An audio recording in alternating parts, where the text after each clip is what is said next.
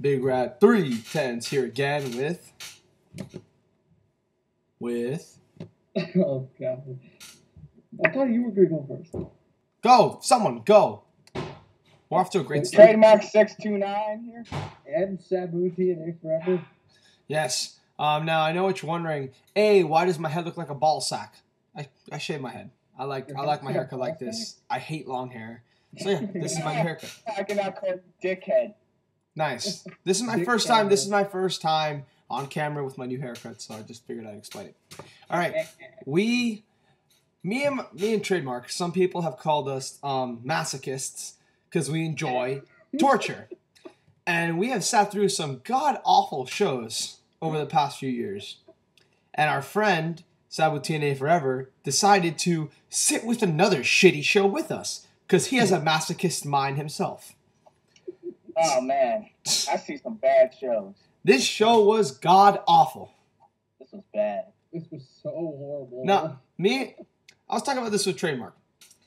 When we saw, like, 2000 WCW shows, like Halloween Havoc and Starrcade, those shows were so horrible but at the same time, they were hilarious. The gimmicks were just so ridiculous, like a DNA match. Like a kickboxing match. An ambulance match where you have to fall through the ambulance. Like, the stuff that happened on these shows was just so ridiculous that you would just think, how could a wrestling promotion do this? This wasn't ridiculous. This just sucked. Boring. It was boring. It was shitty. Hey, we had a pageant contest. We had a beauty fucking pageant on a goddamn pay-per-view. Rock concert that made Kid Rock's concert from WrestleMania 25 look beautiful. You see, these guys are lucky. You see, because they didn't see the full beauty pageant. They missed a few of the segments. I had to sit through the entire fucking thing. It was torture. Absolutely torture. Every segment, after every match, there was talk of who the next Miss nWo is. Oh my god. And Jesus Christ, I'm not gonna lie, this show was bad. Now, before we get into how terrible the show was, we had some positives. Travis, you pointed yours out first. The positives you have about the show.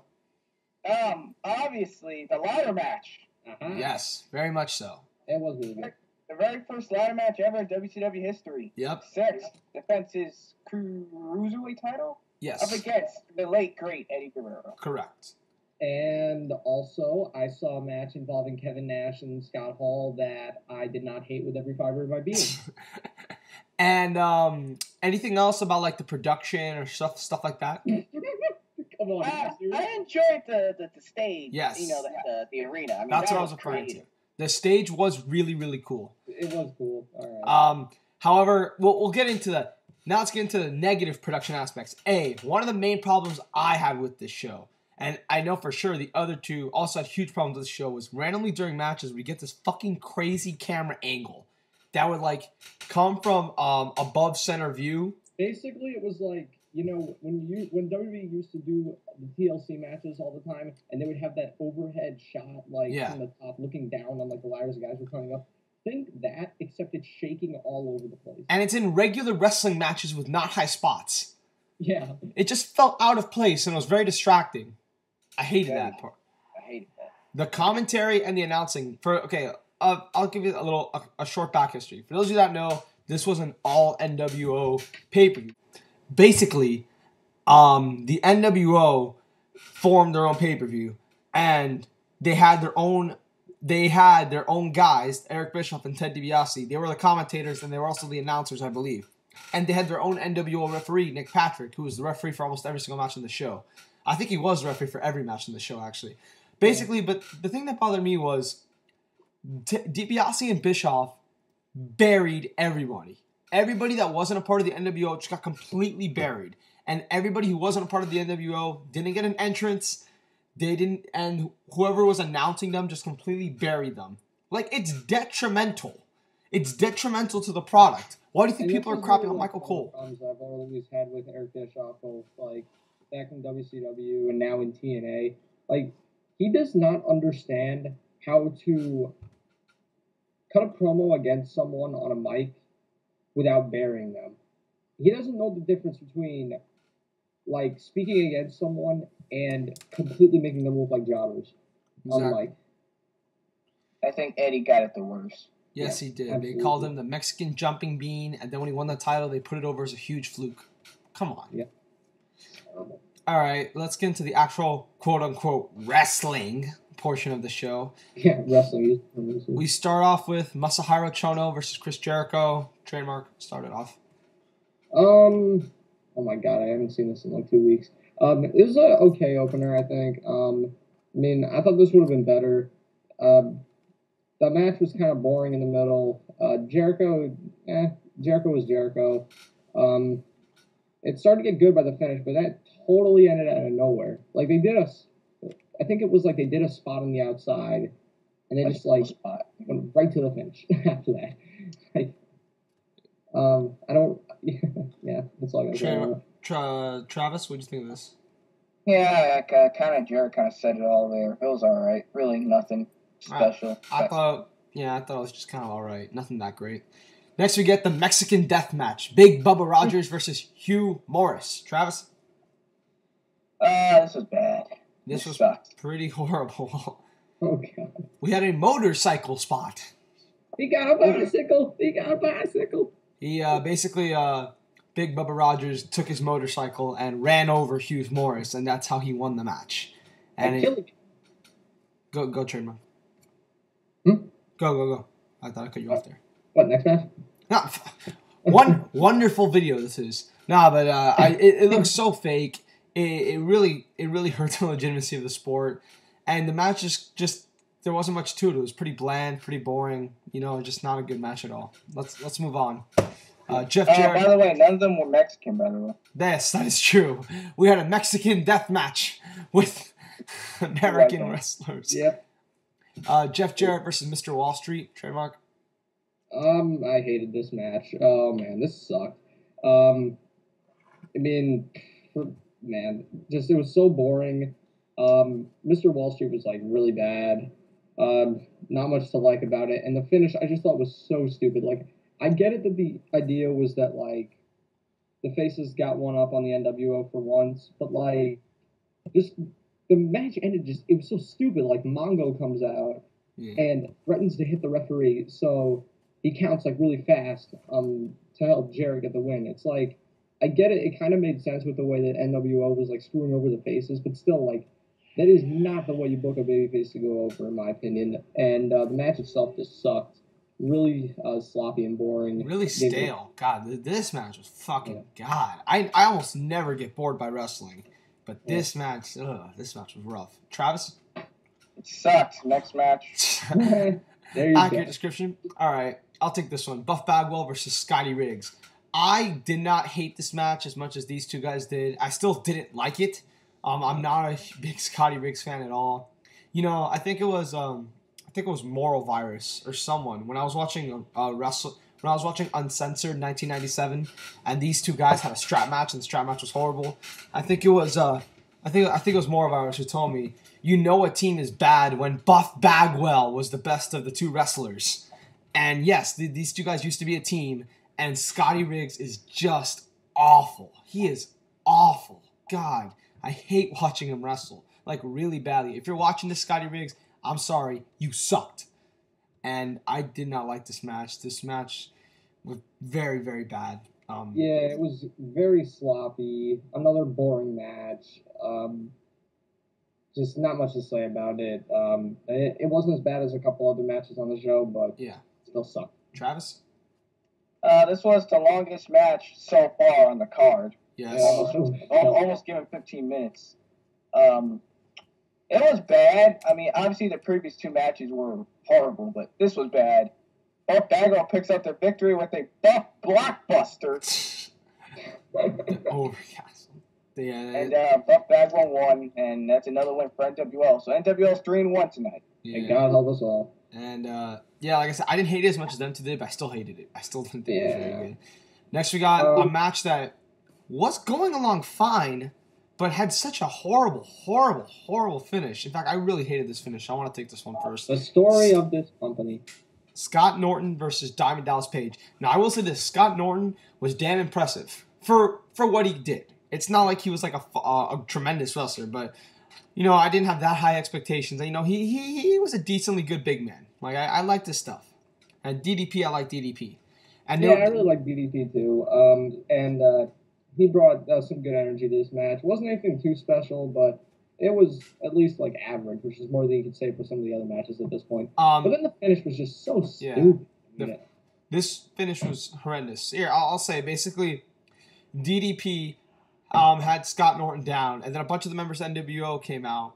Led by Bagwell. And they asked DDP to join the NWO. And DDP said yes. And then literally, he put on the shirt. 5 seconds later, he gives Scott Norton a handshake, diamond cutters him, and just runs away into the crowd. And then DDP gets counted out.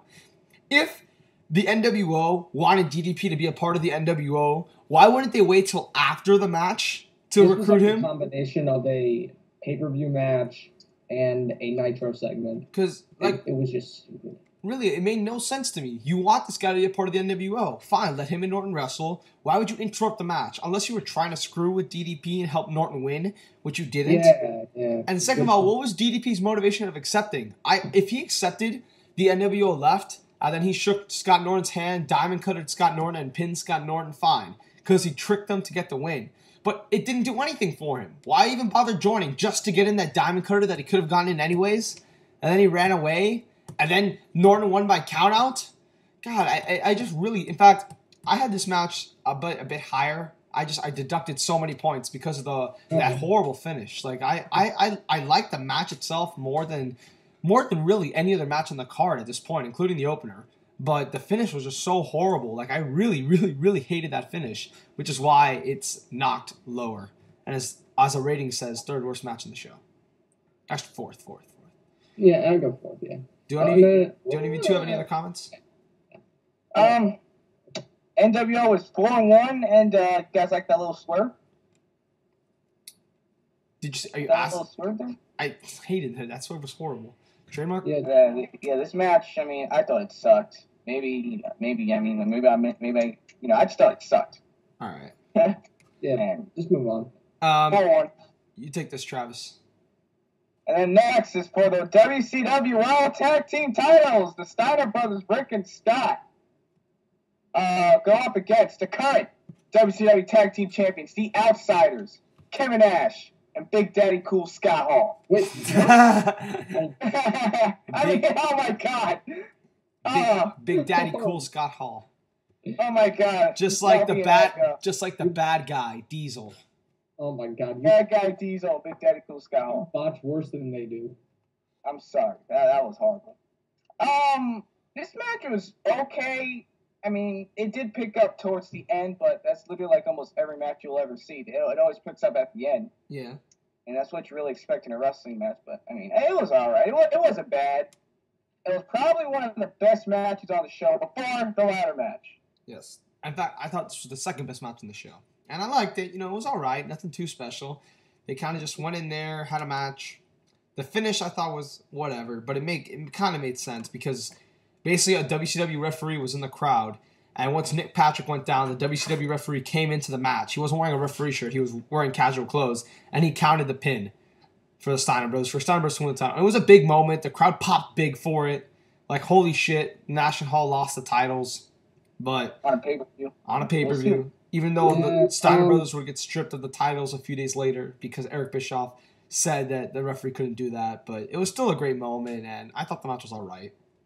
Yeah, the match was okay. I was kind of bored through it for the beginning part, but it did get a little bit better by the finish. The finish itself, I didn't really like because I felt like if you're going to take that long to count the pin, then that cover should be a kick out. But the title change does make it feel a little bit more important. So I would say it was all right, 2.5. Next we got the best match on the show. I Am Mild. And yeah, it's not like one of those shows where you say this is the best match on the show. That's not saying much. No, this match on its own was a damn good match. And really prevented the show from being like one of the worst shows ever. I mean, it is still a horrible show, but like I can name you 4 shows off the top of my head. Absolutely. Actually, probably more than 4 that I've seen that are worse than this. This match was damn good. It was. Here, Trademark. Very good. Very, very athletic ladder match. A lot of really great spots. Some innovative stuff. Like I really like that drop kick off the ladder when both guys were like at the top. That was nice.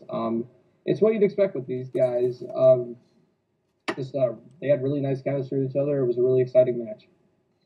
Yep. And Eddie Guerrero picks up the victory and becomes your new WCW United States champion. Oh, I thought it was for the Cruiserweight. Yep, no, for the United States title. No, it was the United States title? It was? I think it was. I'm pretty sure it was for Cruiserweight. It says here on Wikipedia it's for the United States. Gee, Wikipedia, the prime of accuracy. Here, I can't believe I'm doing this on camera. I'm going to my website, not Wikipedia, the actual pro wrestling database. No, it was the United States title. Really? Yes. I could have sworn at the next pay-per-view Eddie Guerrero lost that title to Dean Malenko.